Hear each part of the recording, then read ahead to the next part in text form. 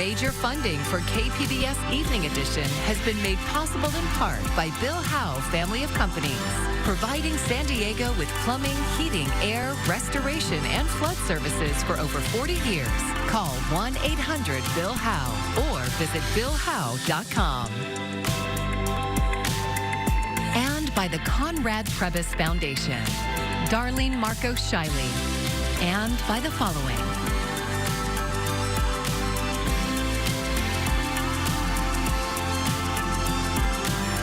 And by viewers like you. Thank you.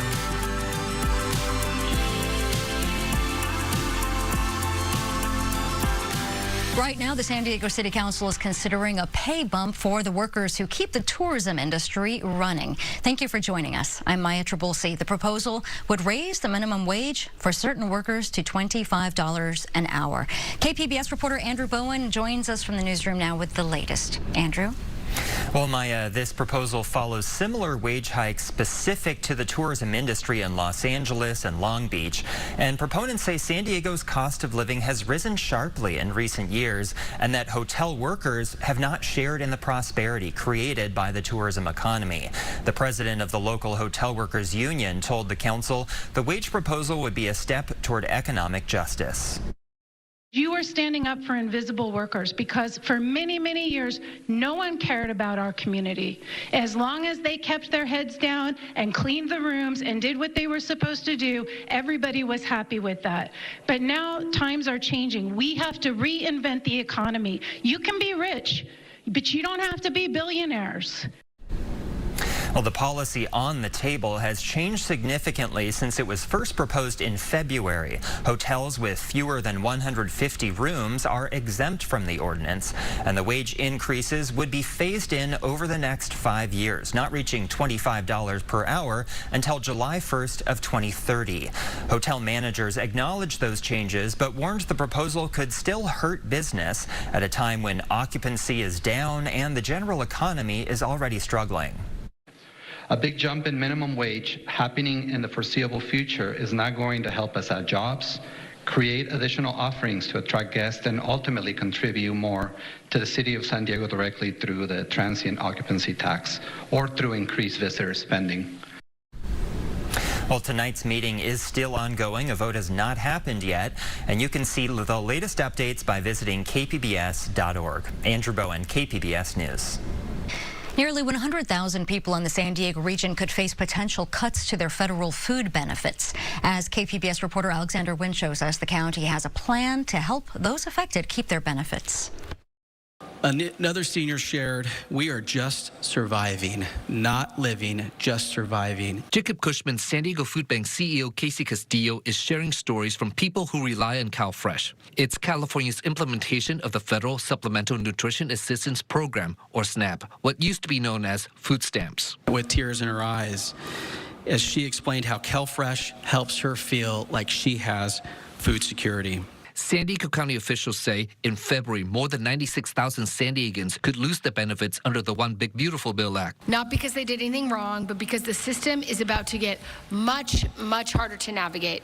Under the new rules, more people will have to provide proof that they are working at least 80 hours a month. Those includes veterans, people experiencing homelessness, the elderly, former foster youth, and parents of teens. Previously, this group was exempt from the work requirement. So all of these folks that we've worked so hard in our community to help lift up are now getting pulled down by a system that's getting harder and harsher. On Tuesday, County Supervisor Tara Lawson-Remer announced a campaign to help the people affected know what's changing and how they can stay covered. And now if they miss a form or miss a call, they will lose their groceries. That's the crisis we're trying to prevent. The information will go out through texting, calls, flyers, and other outreach efforts. The food bank says 860,000 people in San Diego County are food insecure. That's more than a quarter of the population. This is the highest rate of nutrition insecurity in San Diego County since 2020. In the coming months, the county is working on a concrete plan for other ways to help people navigate the new requirements. In the meantime, Lawson-Remer is urging San Diegans to help their neighbors in need. Because nobody in our community should not be able to eat. Alexander Nguyen, KPBS News. Weather headlines here as we head throughout the next couple of days. Take a look at this. I am tracking some very good rain chances here across not just Southern California, but a majority of the Southwest as well. Overall, looks like it's going to be a warm, muggy, and breezy forecast. But the good news is your Saturday and Sunday still looking pretty nice. I'll have an updated look at that extended forecast coming up. A rivalry over $50 million meant to clean cross-border rivers is brewing. KPBS environment reporter Tammy Murga says San Diego and Imperial County leaders each made their case to the state today for the bond money. Last year, California voters approved Proposition 4. It allowed the state to borrow $10 billion to pay for environmental projects. $50 million is earmarked to spend on water quality problems in the polluted Tijuana River in San Diego County and New River in Imperial County. San Diego County Supervisor Paloma Aguirre says she wants all of the funding for the Tijuana River. It's such a unique opportunity for us to be able to use this funding to expedite this infrastructure fix so that we can begin to be able to breathe every day. She says the money could help fix a hotspot in the Tijuana River where toxic gases and chemicals become airborne. But Calexico Mayor Diana Nuricumbo says cross-border pollution in the Imperial Valley has not had enough federal attention. That's why she says these state funds could be critical in cleaning the new river. My ask today is simple. Please keep Calexico in your sightline. Keep reminding folks that the Imperial County is part of California too, that we also have a cross-border river issue. Nuricumbo says funding would support several wastewater treatment plant upgrades that are ready for development. Her city has committed to paying $25 million for those upgrades. The city says at least $25 million more is still needed. The State Water Resources Control Board will have to decide how to distribute funding. Tammy Murga, KPBS News. The San Diego City Council approved new parking fees in Balboa Park, but they won't start right away. The council had adopted a budget that assumes the city will start charging for parking this year, but the exact rates were up for debate. The deal approved last night has city residents paying between $5 and $8, while non-residents will pay between $10 and $16. Council member Sean Elo Rivera said the park has a desperate need for more stable funding. I think we all know that as much as we love Balboa Park, there are some parts of that park that are ugly, mainly inside the restrooms. And it doesn't need to be that way. It doesn't need to be that when a parent takes a toddler to the playground, they have to go home rather than use the restroom that's there. It just should not be like that. And one of the ways that we achieve that is by better resourcing the park, and I think we are taking a step in the direction of doing that. Charges won't be enforced until the city can create a quarterly or annual pass for frequent park users. The delay will likely cause a shortfall of several $1 million in the Parks and Rec budget. The National City Planning Commission voted last night to block a controversial biofuel depot. KPBS South Bay reporter Corey Suzuki says the project would have streamlined delivery of green fuels, but would also have brought more pollution to West National City. The project has faced heavy opposition from National City residents. On Monday, dozens of residents and other environmental advocates rallied at Kimball Park ahead of the Planning Commission hearing. Viva clean air! Viva! Viva la comunidad de National City! Viva! The company behind the project, Texas-based USD Clean Fuels, has tried to pitch it as an environmental win for the county. But environmental advocates have pointed out that those regional benefits would come at a cost for West National City. That's because the project would rely on heavy diesel-burning trucks, bringing more air pollution to an area where there's already a history of heavy industrial activity. In a 4-1 decision, planners denied 2 critical permits for the project. Commissioner Liliana Armenta said she was voting to push back against that legacy of pollution. I don't want us to be the first in reducing our health and wellness here. So let us take this opportunity to break the cycle. The company says they're considering appealing the decision to the City Council. Corey Suzuki, KPBS News. Ramona's Nuevo Memory Gardens, a 10-acre cemetery, is one of 58 special districts in San Diego County. Small governmental bodies like this rarely have community watchdogs, but as a KPBS investigation found, this cemetery district does. His name is Pete Smith. These are all public records. The advantage that I have is I knew what I was looking for. The longtime Ramona resident spent more than a decade on San Diego County's volunteer audit committee. That experience taught him how to follow the money in government. And in 2023, Smith followed the money into an unusual arrangement involving health benefits for cemetery district board members. And that's going to be attributable to adjustments in insurance coverage and premiums. On his own, Smith found that two of the part-time trustees, William Biggs and Daniel Vengler, had since 2011 voted to give themselves CalPERS health insurance coverage. That cost the district about $49,000 per year, a total of $402,123. Smith alerted KPBS to this in August of 2023, and we did a story. Of the cemetery districts in San Diego County, only Ramona pays their directors any form of health care. It turned out to be one of those rare investigative stories that had an immediate impact. We did not find records of Biggs paying the district back, but Vengler did. Vengler paid the district back for his insurance costs with two checks totaling $303,658. And one more thing. As far as the health care benefits in CalPERS, The board members agreed to terminate their health benefits.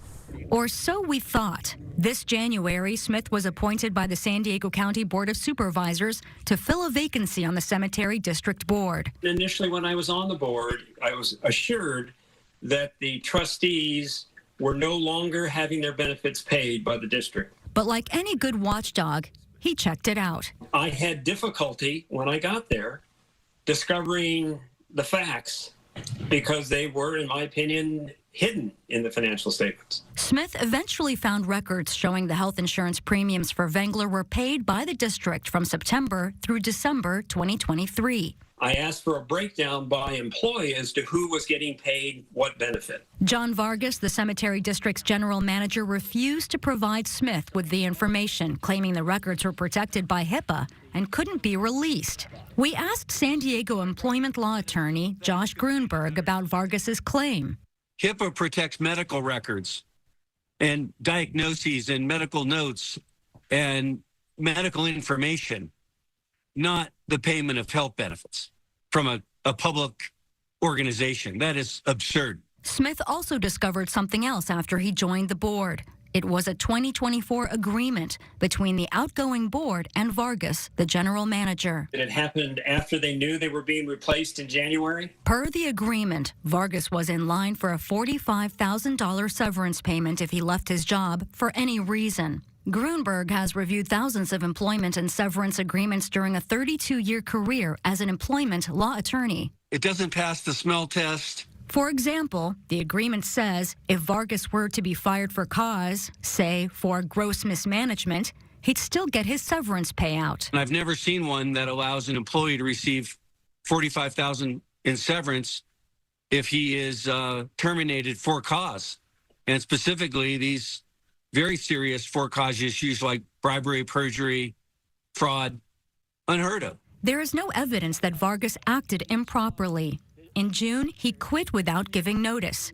Smith says Vargas's severance check was signed by an employee who didn't have the authority to issue the check. Vargas could not be reached for comment. Biggs also could not be reached for comment. But we didn't have to go far to speak to Vengler. He continued to attend the cemetery board meetings months after being replaced, but he would not answer our questions. Mr. Vengler, would you like to do an interview now? I'd like to ask you some questions about Mr. Vargas. The problem is that nobody pays attention to special districts. Bob Stern is a longtime advocate for government reform in California. He says public agencies need watchdogs at all times. And if it's not being watched, then people think they can get away with it. Maybe not illegally, but maybe unethically. And Smith says that as long as he's on the Ramona Cemetery District's board, it will have a watchdog. Maya Trabulsi, KPBS News. And that story was written and reported by J.W. August for KPBS. If you have a tip for KPBS's investigations team, you can send an email to investigations@kpbs.org or message them on our secure signal line at the number on your screen, 619-594-8177. House Republicans have released a proposal to fund the government through November 21st and avert a government shutdown the end of this month. The 7-week stopgap bill would buy more time to negotiate a broader deal. Most House Democrats are expected to vote against the proposal. That would force House Speaker Mike Johnson and Republicans to deliver the votes on their own. House leadership hopes to vote on the bill Friday, the last day before Congress leaves for a week-long recess. A confusing economic picture has consumers clinging to their wallets just as the holiday shopping season is about to get underway. Michael Yoshida takes a closer look at the spending forecast. The holiday season is fast approaching. Recent economic data reveals prices are heating up while the labor market is cooling down. A cloudy financial picture dampening shoppers' spirits. Consumers have been feeling rather subdued about the economy. Their sentiment has been declining over the course of 2025, concurrently with the escalation of tariff rhetoric. That downturn coming at a critical time for retailers. Consumers are going to be heading into the holiday shopping season with a lot of caution. Accounting firm PricewaterhouseCoopers forecasts American shoppers will pull back on their holiday spending this year, reversing a trend of year-over-year growth since 2020. Our survey showed pullback in spend, 5% year-over-year pullback in holiday spend. It's really Gen Z that's driving the pullback. Gen Z intends to spend 23% less year-over-year. A slowdown in seasonal spending, according to University of Michigan's Joanne Shu, could be good for people's pocketbooks in the short term, but may have ripple effects across the larger economy. Consumer spending drives about 70% of aggregate GDP. If large numbers of consumers pull back their spending, that means the businesses that serve those consumers are not going to have so much strength in their revenues and their profits. It's going to weaken business conditions and could lead businesses to contract or even some to fail. In Washington, Michael Yoshida. A disease that's killing citrus trees is spreading in San Diego and Orange counties. KPBS SciTech reporter Thomas Fudge tells us about another local region that's been quarantined to try to contain the disease. The disease called Honglong Bing, or HLB, is spread by a bug called the citrus psyllid, which carries a bacteria that attacks citrus plants. The bug and the disease originally come from Asia. They first affected U.S. citrus groves in Florida in 2005. Soon after that, they showed up in Texas. They arrived in the San Diego area in 2008, according to Garrett Cooper with the San Diego County Agricultural Department. Cooper says HLB, which has devastated orange groves in Florida and Texas, goes by another name, citrus greening disease. One of the symptoms of HLB in citrus trees is the fruit. The fruit will really become kind of small and asymmetrical, and then it won't really get color, right? Like it will get color, but what you'll see, and it's very odd looking, is half of the fruit will still be green. A year or two after getting the disease, the plant will die. When a region is quarantined for HLB, no citrus plants or trimmings from them can be moved in or out of it. For several years, quarantined areas have been set up around Oceanside and the Fallbrook Valley Center area. Now the disease has been seen in San Clemente, forming a new quarantine region in southern Orange and northern San Diego County. Cooper says the California Agriculture Department has developed a citrus disease prevention program. And they've been really working hard to really try and contain the spread of first the vector, the Asian citrus psyllid, and now the disease. You cannot cure a plant of HLB disease. You can't treat the area with pesticides. Cooper also says a wasp that preys on the citrus psyllid has been introduced to infested regions. He says agricultural scientists at the University of California are trying to engineer trees that would be resistant. Looking at rootstocks that would be resistant to this and really focusing on developing those types of trees for the future. Fruit from the trees in quarantined areas can still be harvested and sold at market, but until a disease-resistant tree can be created, Cooper says those quarantines will remain in place. Thomas Fudge, KPBS News.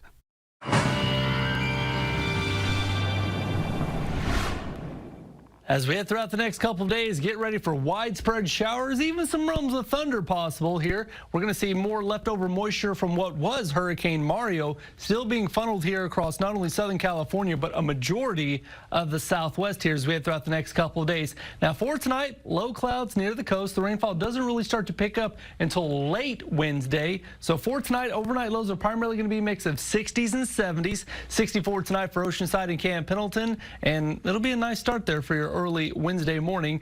Wednesday afternoon, the rain is slowly starting to work its way up from the south, but overall Wednesday afternoon for the most part looks like it's going to be warm, and it's going to remain dry here for a majority of the region, with highs being a mix of 80s, 90s. We'll even see some upper 90s there in parts of the mountains. But as we head into Thursday, that is when the rainfall really starts to work its way into the forecast, and it'll last that way, or last that long, I should say, even as we head into early parts of Friday morning. So here's an extended look at your forecast. You can see Wednesday, Thursday, that's when the rainfall moves in. The rain will move in late Wednesday, move out early Friday, and then once again the weekend looking a-okay. If you like sunny skies and highs in the low 80s, then you're going to love my weekend forecast here for us along the coastal areas. Now as we go to the inland region, we will be watching out for, yes, some rainfall chances in the forecast Wednesday, Thursday. Temperatures are going to stay steady in the mid to upper 80s. We'll clear things out on Friday. And then once again, the weekend, look at that, sunny. Plenty of sunshine, can't beat that for Saturday and Sunday. Now across the mountains, we'll see the rain chances, even some rumbles of thunder. That's where we'll see the best chance of storms. Temperatures will maintain in the 60s. Look at Sunday. We're going to warm up and really see that sunshine back in the forecast, with highs climbing into the mid 70s. And then across the desert, tracking that rain chance there on Wednesday. Temperatures take a little bit of a dip here as we head into Friday, but then they rebound on the weekend, reaching triple digits by Sunday. Well, Coachella has announced its headliners for next year. Cue the drum roll. They are Justin Bieber, Sabrina Carpenter, and Karol G. A few other artists on the lineup include DeVoe, The Strokes, David Byrne, and Iggy Pop. The music festival is set for the weekends of April 10th through the 12th and April 17th through the 19th. Tickets go on sale Friday. Actor and Oscar-winning director Robert Redford has died at the age of 89. According to his publicist, Redford passed away today at his home in Utah, surrounded by his loved ones. Sarah Seidner has more on Redford's life and career. Hollywood legend and leading man Robert Redford had many roles in front of the camera as well as behind it. He was a true filmmaker and will always be remembered for many iconic films. She denies even knowing about the conversation. All the President's Men. Look, I don't know when I'll be back. And The Way We Were. 1969's Butch Cassidy and the Sundance Kid was his first blockbuster film, starring alongside Paul Newman.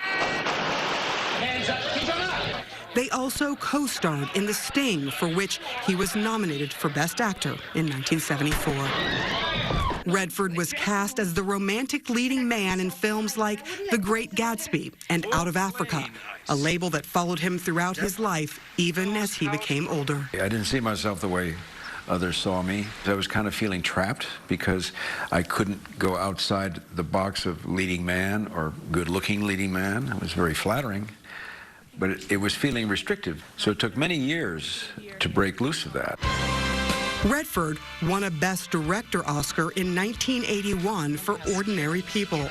He directed A River Runs Through It, Quiz Show, and many other films. A native Californian, he was born in Santa Monica in 1936.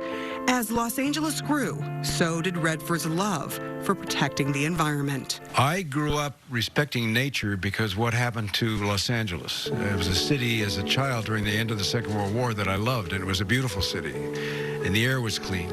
And then what happened after the war was suddenly there were skyscrapers and there was pollution. It felt like the city that I loved as a child was taken away from me, so I moved away from that in sadness. Redford moved to New York City to pursue an acting career on Broadway in the late 1950s. His big breakout role there was in Neil Simon's Barefoot in the Park, a role he would later reprise on the big screen with co-star Jane Fonda. But after several years on Broadway, Redford left the glitz and glamour behind and in 1961 moved to Utah, where he bought 2 acres of land for just $500 and built a cabin for his family. I discovered how important nature was in my life, and I wanted to be where nature was extreme and where I thought it could be maybe everlasting. An avid environmentalist, he bought more land over the years in Park City, Utah, and turned it into the Sundance Institute in 1981, a nonprofit dedicated to independent filmmakers. And 4 years later, started the Sundance Film Festival to showcase their work. Once the press came, then fashion came. And when fashion came, the paparazzi came. So these are kind of like tiers that formed outside of what we were doing. And that's fine, that's their business. But it's not who we are. And his love for the environment continued. As years went on, I became more and more convinced that nature played a great role in our lives, but wasn't being treated fairly. And so I got committed to preserving that. But he didn't stop acting and directing and was awarded an honorary Oscar in 2002 for his contributions to filmmaking. But I want to make the most of what I've been given. And you keep pushing yourself forward, you try new things, and that's invigorating. I guess I found out that rather than retiring, that just feels better. Just keep moving as long as you can keep moving. I'm Jeff Bennett. Tonight on the NewsHour, FBI Director Kash Patel spars with lawmakers during a heated hearing on Capitol Hill. That's at 7 after Evening Edition on KPBS. And here's a look at what we have for you for tomorrow in the KPBS newsroom. NPR's Morning Edition speaks with a legal scholar about the Supreme Court's efforts to maintain the Federal Reserve Board's independence. And KPBS Midday Edition is talking to 2 tennis players who just competed in the U.S. Open. And you can find our stories on our website, kpbs.org. Thank you for joining us. I'm Maya Trabulsi. Have a great evening. Major funding for KPBS Evening Edition has been made possible in part by Bill Howe Family of Companies, providing San Diego with plumbing, heating, air, restoration, and flood services for over 40 years. Call 1-800-BILL-HOWE or visit BillHowe.com. And by the Conrad Prebys Foundation, Darlene Marco Shiley, and by the following.